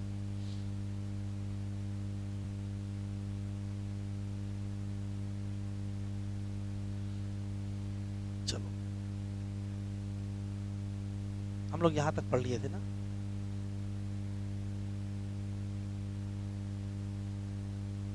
अगर हम एग्जामिन करें एक एक कैरेक्टर को, तो यहां से टिक करो, because of rule of base pairing and complementarity, दोनों न्यूक्लिक एसिड डीएनए और आरएनए के पास एबिलिटी है कि वो डायरेक्ट कर सकते हैं किसको, डुप्लीकेशन या रेप्लिकेशन। लेकिन बाकी मॉलिक्यूल जैसे प्रोटीन, ये फेल हो गए किसमें, पहला क्राइटेरिया पहले में फेल हो गए। यहां से लेकर के यहां तक ये सब स्टेबिलिटी की कॉन्सेप्ट लिखा है, और ये नीचे यहां तक स्टेबिलिटी है। ठीक है, जेनेटिक मटेरियल को इतना स्टेबल होना चाहिए कि ना आए बदलाव, इससे स्टेजेज ऑफ लाइफ साइकिल या एज या फिजियोलॉजी से। स्टेबिलिटी एक ऐसी प्रॉपर्टी है जो पता चल गई थी किसमें, ग्रिफिथ के एक्सपेरिमेंट में। क्योंकि जो ट्रांसफार्मिंग प्रिंसिपल वास्तव में वो डीएनए ही था। हीट जिसने मार दिया था किसको, बैक्टीरिया को, वो नहीं डिस्ट्रॉय कर पाया किसकी, प्रॉपर्टी ऑफ जेनेटिक मटेरियल। आज इस बात को एक्सप्लेन किया जा रहा है, तो जहां एक्सप्लेनेशन होगा वहां एसर्शन रीजन होगा। हीट ने जेनेटिक मटेरियल की प्रॉपर्टी डिस्ट्रॉय नहीं की, ये एसर्शन है। रीजन ये दिया आगे, क्या आगे रीजन दिया कि दोनों स्ट्रैंड जो कॉम्प्लीमेंट्री हो जाते हैं वो अलग हो जाते हैं, कब, हीटिंग, लेकिन इकट्ठा हो जाते हैं जब फिर से क्या मिल जाता है, एप्रोप्रिएट कंडीशन। सेकेंड नंबर का OH जो है वो प्रेजेंट है कहाँ, आरएनए में एज ए रिएक्टिव ग्रुप, यही आरएनए को क्या बना देता है, जल्दी डिग्रेडेबल, और आरएनए कैटालिटिक हो जाता है, इसी नाते रिएक्टिव भी है। जबकि डीएनए क्या है, ये लेस रिएक्टिव है, तो स्ट्रक्चरली क्या है, more stable as compare to the RNA. Therefore among the two nucleic acid DNA क्या है, बेटर जेनेटिक मटेरियल स्टेबिलिटी के हिसाब से। इन फैक्ट ये भी है कि थाइमीन पाया जाता है किसकी जगह, यूरेसिल की जगह। ये भी क्या देता है, स्टेबिलिटी देता है किसको, डीएनए को। जरा डिटेल डिस्कशन आगे देखेंगे कि यहाँ पर क्या रिपेयर प्रोसेस कौन सी आ गई है, रिपेयर की भी प्रोसेस आ गई है। डीएनए और आरएनए म्यूटेट करेंगे, लेकिन आरएनए चूंकि अनस्टेबल है तो म्यूटेशन क्या होगा, जल्दी हो जाएगा। कंसिक्वेंटली ऐसे वायरस जिसमें क्या होगा, आरएनए जीनोम होगा, उनकी शार्ट लाइफ स्पान होगी और म्यूटेशन और इवोल्यूशन बहुत तेज होगा। ये लाइन एग्जाम में आ चुकी है। जब आरएनए की बात की जाएगी एक्सप्रेशन, तो ये डायरेक्ट कोड करेगा सिंथेसिस ऑफ प्रोटीन, इसी नाते आसानी से एक्सप्रेस करेगा। लेकिन जब डीएनए की बात है तो फिर ये मजबूर हो गया, डिपेंड है किस पर, आरएनए पर, synthesis of protein. Protein synthesis machinery या मैकेनिज्म इवाल्व अराउंड आरएनए। ऊपर के डिस्कशन से इंडिकेट हो रहा है पूरी कहानी पढ़ने के बाद कि कोई नहीं, डीएनए और आरएनए दोनों काम करेंगे, दोनों काम करेंगे जेनेटिक मटेरियल का, लेकिन डीएनए मोर स्टेबल है। काहे के लिए, स्टोरेज ऑफ जेनेटिक इंफॉर्मेशन। जबकि अगर ट्रांसमिशन करना हो तो आरएनए क्या है, बेटर है। ठीक है, सब सवाल है, जान लीजिए। इस पैराग्राफ में कुछ नहीं है, यहां शुरू करना है। आरएनए क्या है, पहला जेनेटिक मटेरियल है। कह रहा यहाँ इनफ प्रमाण है क्या, ये टिक कर लो बेटा यहां से। इसेंशियल लाइफ प्रोसेस, चाहे वो मेटाबॉलिज्म हो, चाहे वो ट्रांसलेशन हो, और चाहे वो स्प्लाइसिंग हो, ये इवॉल्व हुई है अराउंड द आरएनए। आरएनए इस्तेमाल होता है एज ए जेनेटिक मटेरियल, लेकिन एज ए कैटालिस्ट, क्योंकि बहुत सारे रिएक्शन है जहां आरएनए कैटालिस्ट है और कौन नहीं है, प्रोटीन एंजाइम। आरएनए चूंकि कैटालिस्ट है तो रिएक्टिव भी है, तो मजबूरी में क्या है, अनस्टेबल। इसी नाते डीएनए इवॉल्व हुआ कहां से, आरएनए से, विद फ्यू केमिकल मॉडिफिकेशन, और जिसने उसको क्या बना दिया, स्टेबिलिटी भी तो दे दिया। आरएनए क्या हो गया, डबल स्टैंडर्ड हो गया, कॉम्प्लीमेंट्री स्ट्रैंड की पेयरिंग हो गई, और साथ में इवॉल्व हो गया क्या, process of repair. Clear, heading डालो।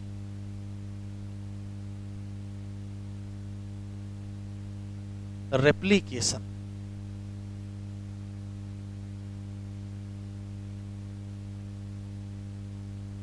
हेडिंग डालें,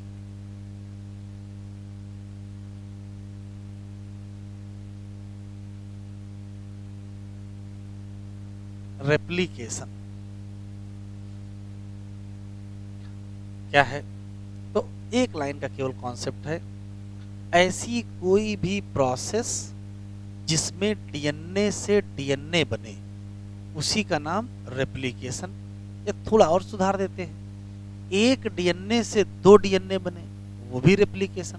तो चाहे रेप्लिकेशन को चूंकि दो बन गए हैं तो डबल हुआ है, इसको डुप्लीकेशन भी कहते हैं। तो चाहे रेप्लिकेशन कहो, चाहे डुप्लीकेशन कहो, चाहे इसको पॉलीमराइजेशन कहो। ठीक, तीसरा सवाल, एक से दो बने मतलब पेरेंटल डीएनए से डाटर डीएनए बने। तो एक ही सिंपल सी बात है, ऐसी कोई भी प्रोसेस जिसमें डीएनए से डीएनए बनाया जाए, या एक डीएनए से दो डीएनए बनाया जाए, या पेरेंटल डीएनए से डाटर डीएनए बनाया जाए, उसी प्रोसेस का नाम क्या, चाहे रेप्लिकेशन कहो, चाहे डुप्लीकेशन कहो, चाहे पॉलीमराइजेशन कहो। कितना लिखो पहले,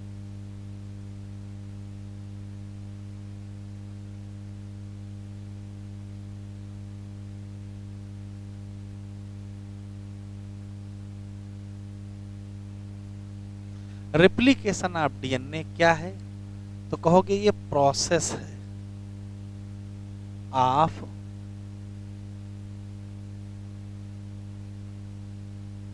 फॉर्मेशन ऑफ डीएनए फ्रॉम, कहां से, डीएनए। इसी नाते रेप्लिकेशन का पूरा नाम डीएनए रेप्लिकेशन, ठीक है। Process of formation of DNA from DNA, मतलब ये है कि एक डीएनए से क्या बना लो, 2 डीएनए बना लो। जो एक डीएनए होंगे इनको क्या कहोगे, पेरेंटल डीएनए से जो 2 बनाओगे इनको क्या कहोगे,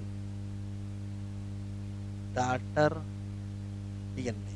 अब सवाल है कैसे ये होता है, पेरेंटल डीएनए से डॉटर डीएनए बनते कैसे हैं, तो वो इधर देख लेते हैं। जैसे मान लेते हैं कि ये कोई डीएनए है, छोटा सा टुकड़ा, और इसमें 5 बेस पेयर, ठीक है। इसको हम लोग पेरेंटल डीएनए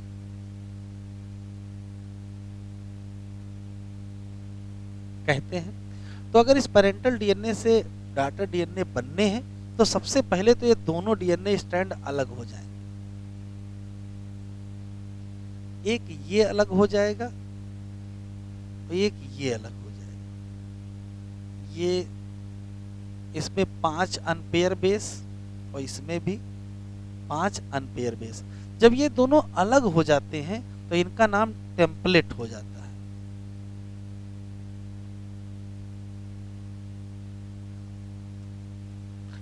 भी लिखो नहीं, क्वेश्चन ये है कि किसको हम टेम्पलेट कहते हैं। तो ऐसा कोई भी सिंगल स्टैंडर्ड डीएनए जिसके पास जितने भी बेस हैं उन्हीं बेस के हिसाब से कॉम्प्लीमेंट्री स्ट्रैंड बनाया जाए। तो ऐसा कोई भी सिंगल स्टैंडर्ड डीएनए स्ट्रैंड जो उसके जो भी सीक्वेंस होंगे बेस के, जैसे ऐसे को वैसे समझो, मान लेते ये है टेम्पलेट डीएनए जिसमें यहाँ लिखा ए, यहाँ लिखा टी, यहाँ लिखा टी, यहाँ लिखा ए। तो ये टेम्पलेट कह रहा है कि हमको देख के आप कॉम्प्लीमेंट्री बना लीजिए।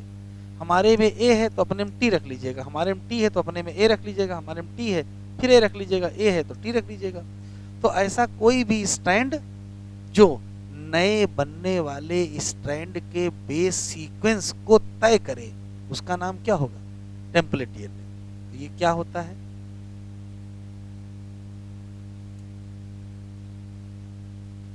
सिंगल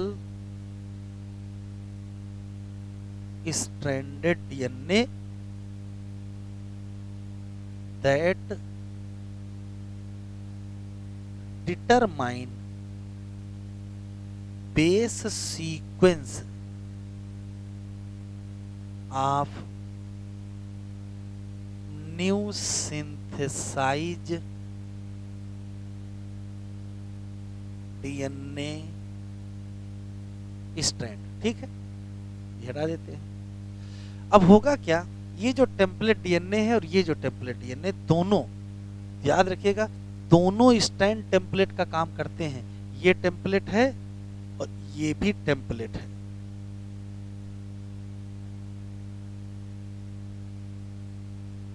ये याद रखिएगा। अभी आरएनए, जब डीएनए से हम लोग आरएनए बनवाएंगे तो डीएनए के दोनों स्ट्रैंड टेम्पलेट का काम नहीं करते हैं, लेकिन जब डीएनए से डीएनए बनवाते हैं तो दोनों स्ट्रैंड टेम्पलेट का काम करते हैं।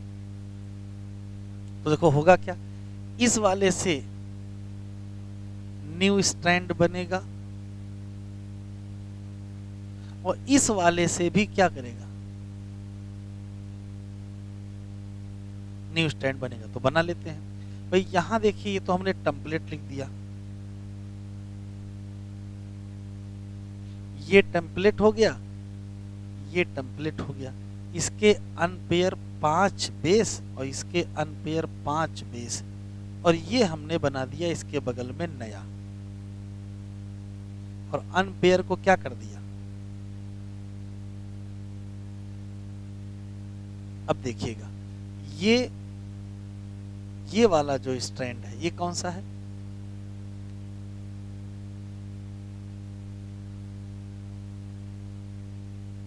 पेरेंटल स्ट्रैंड है।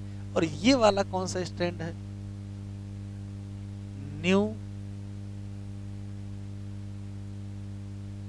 Synthesise strand. ये क्या है, पूरा तो कहोगे ये पूरा है डाटर डीएनए। ध्यान से सुनेंगे, किसी डाटर डीएनए की खास बात ये होती है कि एक स्ट्रैंड क्या होता है, नया, और एक स्ट्रैंड क्या होता है, पुराना, ओल्ड पेरेंटल स्ट्रैंड। अगर ऐसा हो जाए कि जो नया डीएनए बने उसमें एक पुराना हो एक नया हो, इस पूरी कहानी को कहते हैं सेमी कंजर्वेटिव डीएनए रेप्लिकेशन। तो यहाँ जो डाटा डीएनए बना है उसमें एक क्या है पुराना, एक क्या है नया, इसमें भी क्या है, एक है पुराना एक है नया। ऐसी स्थिति को कहते क्या हो, semi conservative DNA replication.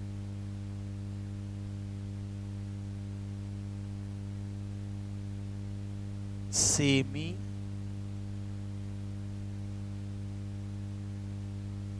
Conservative DNA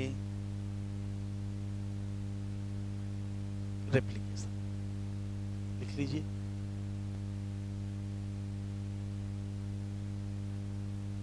तो लिख लीजिए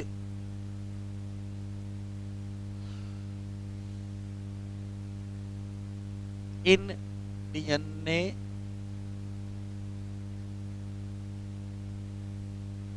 रेप्लिकेशन क्या होगा,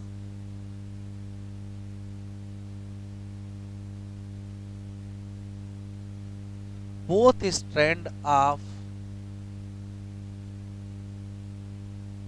parental DNA separate and act as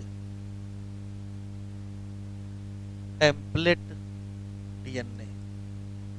लेकिन अभी आरएनए बना रहे होते तो दोनों स्ट्रैंड टेम्पलेट का काम ना करते। एक बात, डीएनए रेप्लिकेशन कैसा होता है, सेमी कंजर्वेटिव डीएनए रेप्लिकेशन। मतलब क्या होता है, तो मतलब ये होता है कि जो डाटर डीएनए है, जो नया डीएनए बना है, have one new synthesized strand and one old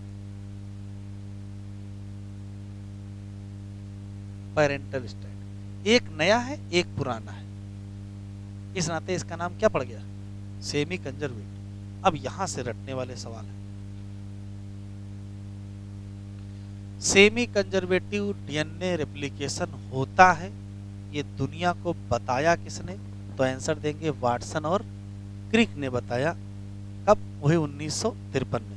Watson और क्रिक ने कहा कि अभी तो ताज़ा ताज़ा डबल हेलिक्स मॉडल बताए हैं, उसी के साथ डीएनए की फंक्शनिंग बता देते हैं। तो उन्होंने कहा कि डीएनए के दोनों स्ट्रैंड अलग हो जाते हैं, दोनों टेम्पलेट का काम करते हैं, और उसके बाद जब पेरेंटल डीएनए से डाटर डीएनए बनता है तो एक पुराना होता है एक नया होता है।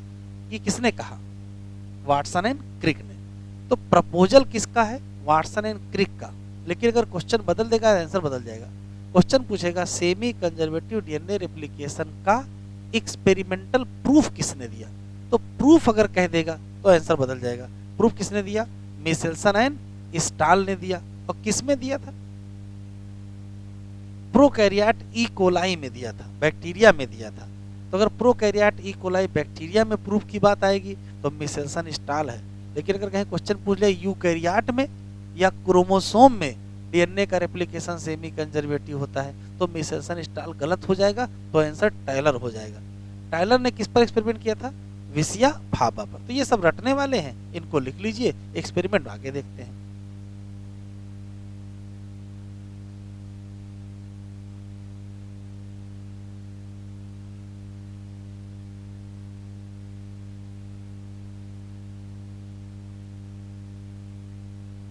Semi conservative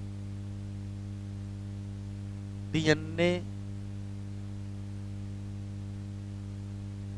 replication proposed by तो आंसर क्या देंगे? Watson and Crick. और कब? वही 1953। फिर क्वेश्चन बदल जाएगा।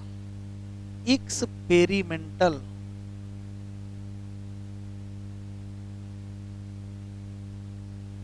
Prove of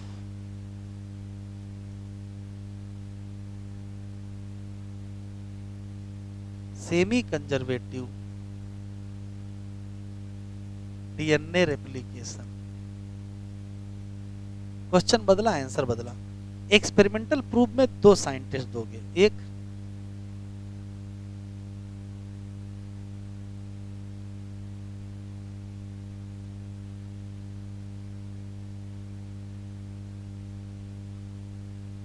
मिसेल्सन and stall, year कौन सा था?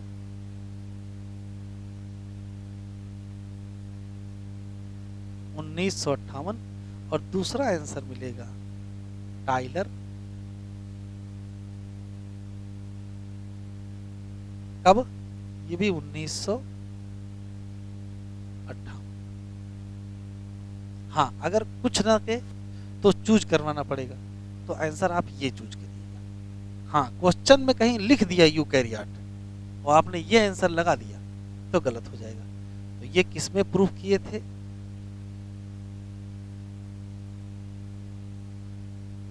In prokaryote. और ये किसमें प्रूफ किए थे? इन यूकैरियोट। अगर क्वेश्चन में यूकैरियोट ना लिखे, प्रोकैरियोट भी ना लिखे तो मिसेल्सन स्टाल लगाइएगा, ठीक है। हाँ, बस टाइलर तब लगाना है जब क्वेश्चन में यूकैरियोट लिख जाए। 2-3 लाइनें इनके बारे में, 2-3 लाइनें इनके बारे में रटने वाली है। Meselson and Stahl, Matthew Meselson and Franklin Stahl पूरा नाम। मिसेल्सन एंड स्टाल ने किस पर एक्सपेरिमेंट किया था? तो कहोगे बैक्टीरिया ई कोलाई पर एक्सपेरिमेंट किया था। और क्या यूज किया था? तो ये यूज क्या किए थे? तो इन्होंने यूज कर दिया था heavy and light isotope of nitrogen, nitrogen 15 और 14। और टेक्निक कौन सी यूज की थी? नहीं, रेडियो नहीं, सेंट्रीफ्यूगेशन सेपरेशन टेक्निक यूज की थी। एनसीईआरटी में लिखा हुआ है। इन्होंने हैवी डीएनए को लाइट डीएनए से अलग करने के लिए सेंट्रीफ्यूज किया था। किस मीडियम में? Caesium chloride. सब क्वेश्चन है।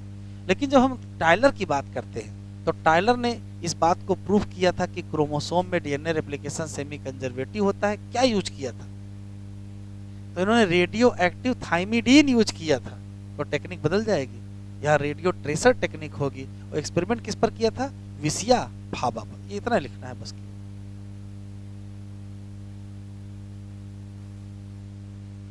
तो लिख लो।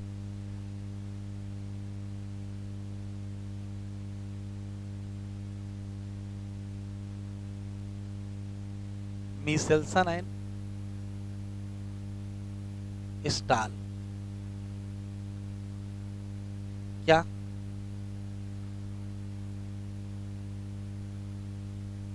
प्रूव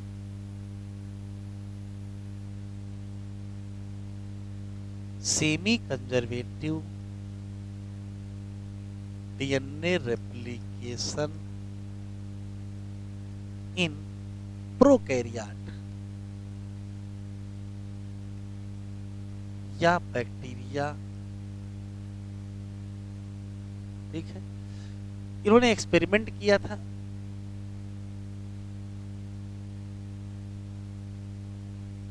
किस पर?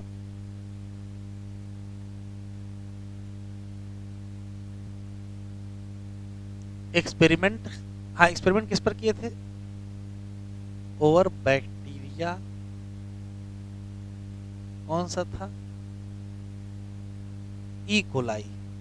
और यूज क्या किए थे? Use heavy and light isotope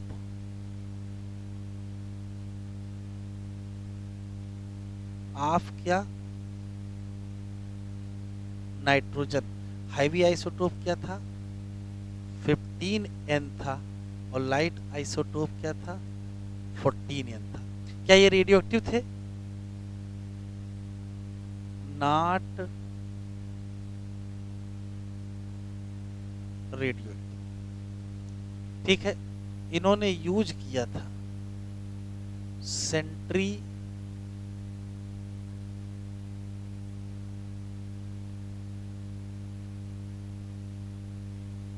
centrifugation separation technique.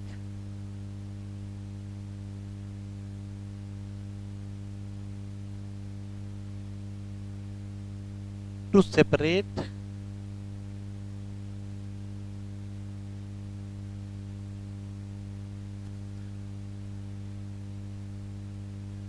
Heavy and light DNA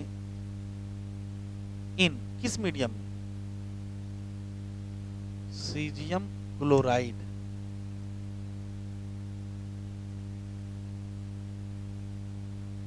medium. कितने क्वेश्चन हैं?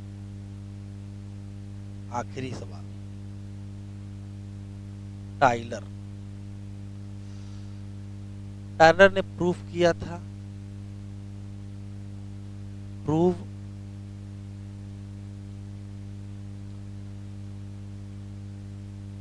एक है दो है पक्का?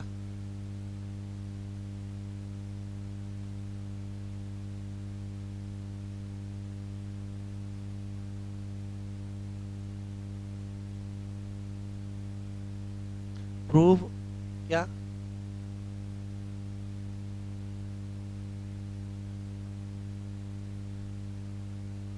सेमी कंजर्वेटिव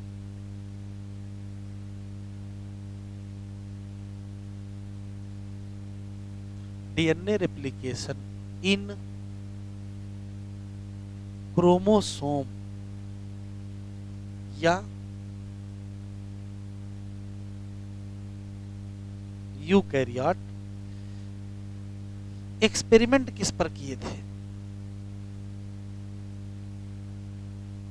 एक्सपेरिमेंट ओवर विसिया फाबा फाबाबीन पर। और यूज क्या किए थे?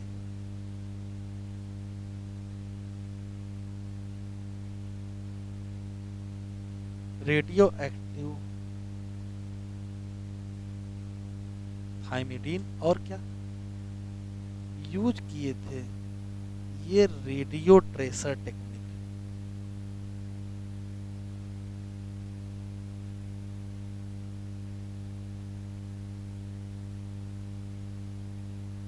बस इतना ही।